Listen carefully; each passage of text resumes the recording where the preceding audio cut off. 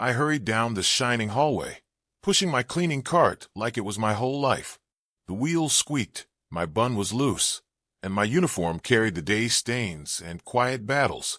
Sleep had fled me for days, but I kept going because stopping would crush me. My brother's hospital bills rose like mountains I climbed alone. I checked my list. Next was the presidential suite.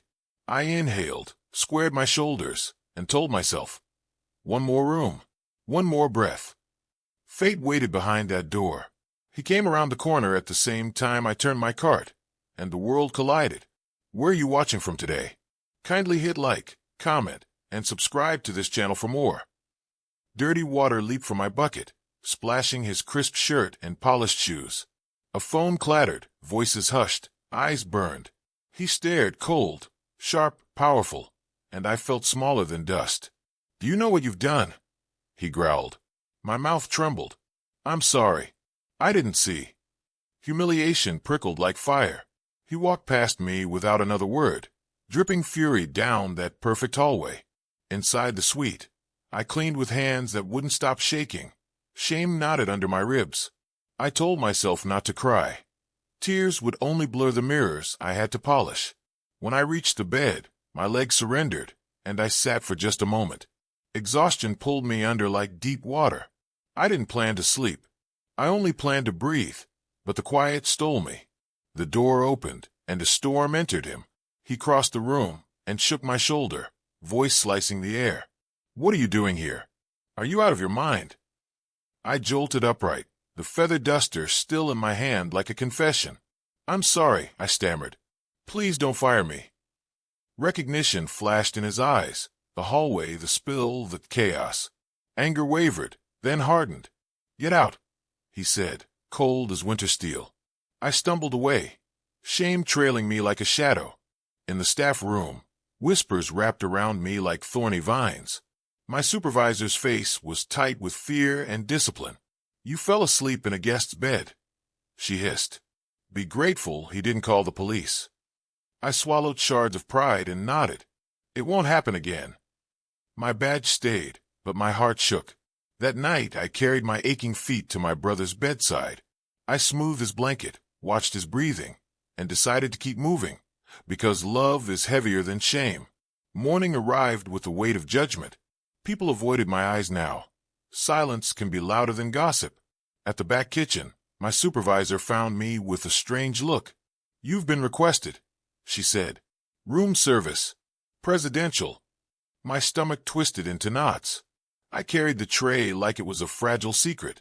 He opened the door himself, tie loosened, hair messy, human. Come in, he said quietly. I set the tray down, kept my eyes lowered, and murmured, I'm sorry. For everything. He didn't answer at first. He poured coffee, then asked my name like it mattered. Mira, I said, my voice a thread. Do you always work this hard? I nodded because survival has no shortcut. He handed me an envelope.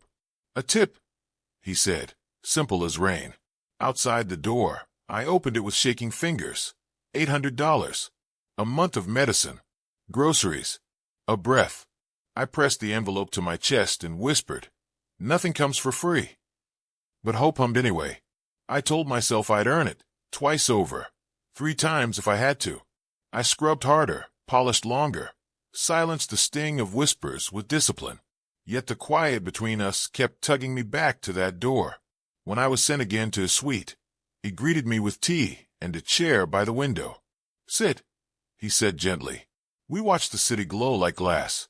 What would you do if this wasn't your life? He asked. My answer surprised me. I'd study nursing, I said, words I usually bury. I want to help people breathe easier. He didn't laugh. He nodded like he understood the weight of wishes. Why are you kind to me? I asked. He looked at me as if measuring truth. Maybe I finally noticed. Silence fell, not empty but safe. When I stood to leave, he said, next time, call me Kian. I nodded, carrying that name like a warm cup in cold hands. Something shifted inside me. I didn't brag. I didn't tell anyone. I simply bought bread, tucked the envelope deep, and sat with my brother as he smiled through a cough. Our room was small and cracked, but hope can light any ceiling. Back at the hotel, I kept my head down and my heart quiet. Yet Kian began calling for me. Not for favors, not for anything scandalous, just for tea, for stillness, for a few words at the window. My pulse learned a new rhythm there.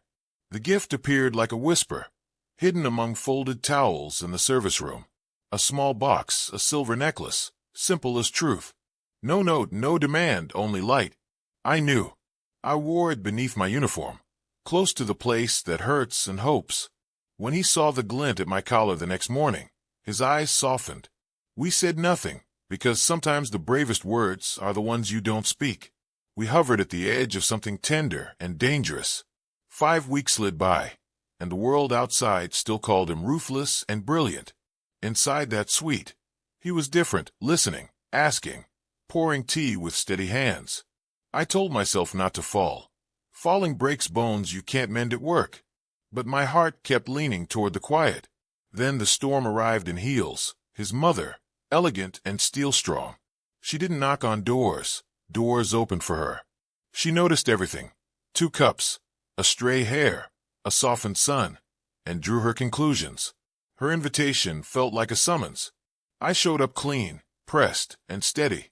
She smiled with perfume and precision, poured tea like it was a test, and said, "This ends now." My breath stalled, but my eyes stayed bright. "You are not his equal," she added, sliding an envelope toward me. "Start over far away." I looked at the money and saw a leash. "I came here to work," I said, rising slowly. "Not to be bought." I left the envelope untouched. I turned in my badge that night and carried my brother into the dark with me. Pride and fear fought under my ribs, but I chose distance over humiliation. The next morning, meetings rattled without him. He called my name to the kitchen and found silence instead. He phoned supervisors and heard what I already knew. Gone. No forwarding address, no goodbye. He searched the suite, like memory might be hiding beneath a cushion. He called my phone. Off. He whispered, "Please." He went to my street, knocked on my rusted door, and met a neighbor who shrugged. They left late, quietly. He stood under a pale moon and tasted a new kind of loss, the kind that reveals what was real. He didn't show up to meetings after that. Headlines wondered. Investors fretted. He stared at windows and saw only the reflection of a woman who poured tea with careful hands. He hired help to search, trace digital dust, check clinics and shelters. Nothing. Then came my letter to him, carried by courage and a borrowed stamp. I wrote, "You gave me hope when I had none, but I need to find my strength before I can stand beside you." He folded those words into his wallet, like a prayer he'd say nightly. The world crowned him relentless again. Profits marched, covers gleamed, and his smile learned to lie. But inside, he waited for the sound of a door opening that might never open again. Months later, he stood at a community tech event, not to be admired but to serve, when a bulletin board caught his eye. A simple flyer, evening literacy classes, free for girls, signed in small handwriting by Miss Mira. He asked the teacher about me, and the woman's face warmed. She used to clean here. Then she started helping the girls. Now she teaches 3 nights a week. His chest tightened. "Is she here?" "Evenings," she said, always wearing a small silver necklace. He waited by the school gate as sunset painted the sky soft gold. Laughter drifted, chalk squeaked, and dust glowed like lifted prayers. I stepped out with a book under my arm, hand on a child's shoulder, tired and peaceful. When the last girl waved goodbye, I turned, and there he was. "Hi," he said, voice careful. "How did you find me?" I asked. "You taught me to look past the bright things," he answered. "I just followed the light." My heart stumbled. "You shouldn't be here," I said, arms crossed to hold myself together. "I had to see you," he replied, stepping closer but not reaching. "You're a billionaire," I whispered. "I'm a cleaner who reads bedtime stories." "You're the woman who changed how I breathe," he said evenly. "My mother won't accept me," I warned. "I don't need permission to be honest," he answered. His eyes flicked to the silver at my throat. I touched it, trembling. I tried to throw it away. "I couldn't," I admitted, voice fraying. "Even when I left, I still loved you." His breath broke like dawn. "I never stopped loving you," he said. Silence bloomed, full and forgiving. "So what now?" I asked. He offered his hand, gentle as a promise. "Now we write our own story," he whispered. "No contracts, no spotlights, no titles. Just two people with bruised hearts and steady hope." I took his hand, felt the familiar warmth, and let the first page turn. We didn't rush back to glass towers. We stayed where the air was simple and the nights were honest.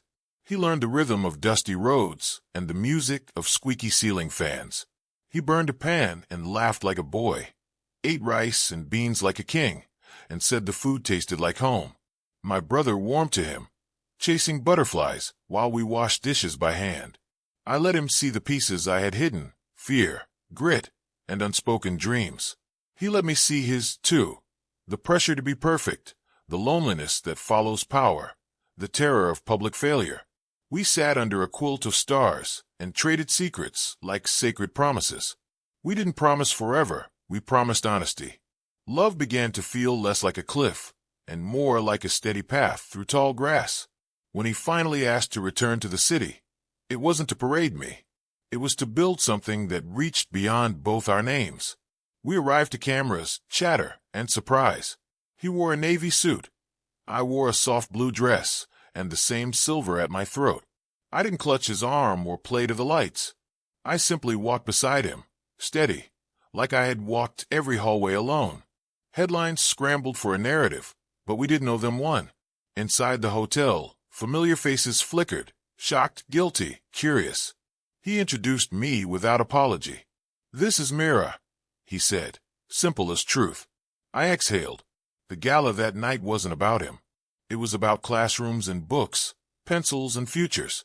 He had moved mountains quietly to fund programs I helped design, places where girls could find their voices and keep them. I stood near the back while he stepped onto the stage, lights catching the softness in his eyes. He didn't talk about money. He said, "Kindness doesn't wear a suit. Strength isn't measured in profits. Love walks in quietly and refuses to leave." Applause rose like rain. I didn't cry. I let the sound wash over me and felt the ground steady under my feet. Afterward, we slipped outside into a cooler night, hand in hand, hearts unarmored. "It's wild," I said, laughing softly, "how all this began with me asleep in your bed." He winced and then grinned. "Best mistake of my life," he replied. We stood there a long time, saying nothing, letting the city blink while our own lights aligned. The future didn't feel so far, but we still had bridges to cross. The next morning, he asked if I wanted to face his mother together. My pulse fluttered like a trapped bird, yet I said, yes. We met her in a quiet room where daylight didn't flinch. She studied me as if searching for a price tag. "You came back," she said. "I did," I answered even. "Not for your son's fortune, for his truth." Kian spoke before she could slice the air. "I choose her," he said, steady. She breathed in, measured and slow. "You're willing to lose everything for this?" she asked him. "If everything means a life without honesty," he said, "then yes." Her gaze moved to the silver at my throat, the one she hadn't given. "Do you understand his world?" she asked me. "I understand mine," I replied. "And I'll learn his, if he keeps learning mine." We held the silence until it softened. She looked away first, the metal in her voice thinning. "We shall see." We didn't win her blessing that day, but we didn't lose ourselves either. That felt like victory. We built our days deliberately. Work that mattered, love that stayed humble, and promises that didn't shout. He showed up at schools with laptops and patience. I printed worksheets and taught the alphabet like it was a crown. At night, we traded stories. In the morning, we traded courage.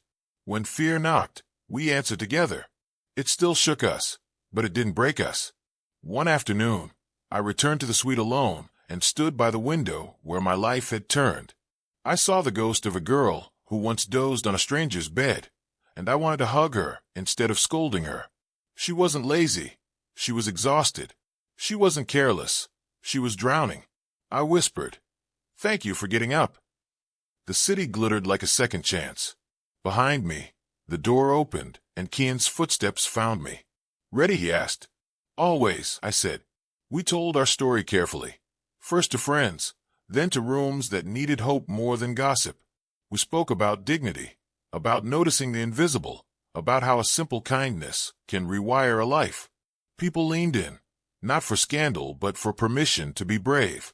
My brother got stronger, my hand steadier, my laugh freer. Kian kept a sharp mind and learned soft edges, the kind you only earn by listening. We weren't perfect, we were willing. That was our power. The first time I wore the silver necklace openly, I expected whispers. Instead, I saw curiosity bending toward respect.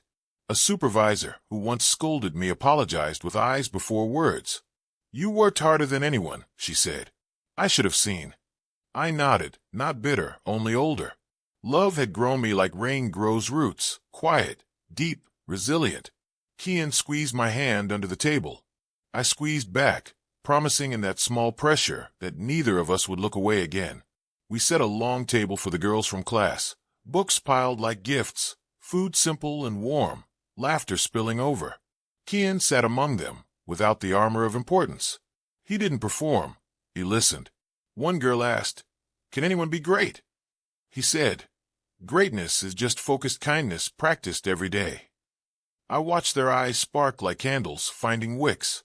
Later, when we washed dishes shoulder to shoulder, I told him, "That's the speech of your life." He smiled. "Yours too. I still clean when the world feels too loud. There's peace in making things shine, in turning chaos into order you can touch. He still builds when the world feels too small, systems that carry opportunity into rooms that never had it. We meet in the middle, passing each other tools, my cloth for his code, his courage for my calm. Some nights we're bone-tired and don't pretend otherwise. Love doesn't erase the weight. It just helps you lift it without breaking." One evening on the hotel steps, the city blinking like 1,000 yes, he leaned close and whispered, "Will you keep choosing me?" I laughed, surprised at the tears warming my eyes. "Yes," I said, "as long as you keep choosing the truth." We didn't shout vows into the night. We tucked them into daily bread. Teacups refilled, arguments finished kindly, doors opened, hands held. The world will call it unlikely. We'll call it ours. We keep writing, one honest page at a time. If you loved this journey, stay with me. I began as a girl pushing a cart, and I found a love that didn't need a stage to be real. We turned pain into purpose, whispers into classrooms, exhaustion into rest we share. I still wear the silver at my throat, not as a trophy, but as a reminder. Someone saw me and chose me, and I chose myself too. Like this video, subscribe, and come back.